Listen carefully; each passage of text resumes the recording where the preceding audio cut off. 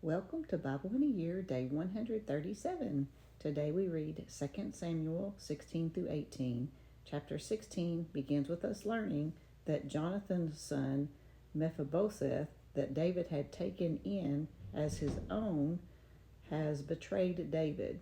It is Mephibosheth's servant Ziba who informs David, so David gives all that belongs to Mephibosheth to the servant Ziba.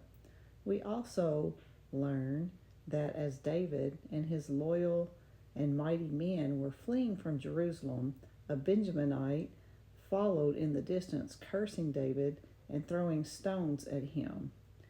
It seemed David was losing favor on all fronts. When we left off a couple of days ago reading about David, his good friend Hushai entered Jerusalem with Absalom to spy and to mess up David's traitor counselor, Ahithophel. Absalom questions Hushai's loyalty, and Hushai convinces him he will be a loyal servant. At the bad counsel of Ahithophel, and in the fulfilling of Nathan's prophecy about the consequences of David's sin, Absalom defiles all of David's left behind concubines on the rooftop in the sight of all of Israel. Ahithophel then gives Absalom more advice to go and immediately kill David.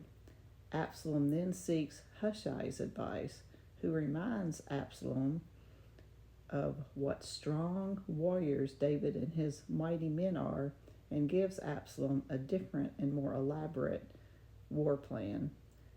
Absalom follows Hushai's advice, and then Hushai sends 2 men to tell David what the plan is. As David prepares his men for battle, some other men bring provisions for David's army to eat. This provides him some needed encouragement in the midst of all the betrayal. David's armies easily defeat Absalom's warriors, and even though instructed not to by David, David's men kill his son Absalom.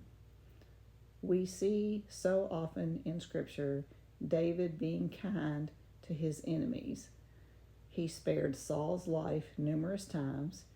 He didn't retaliate against the Benjaminite that was throwing stones and cursing him. And he wanted to spare the life and grieved the loss of Absalom. I hope you take the time to read today's chapters, so much that I didn't touch on. Join tomorrow as we read Psalms 26, 40, 58, 61, 62, and 64. Have a blessed day.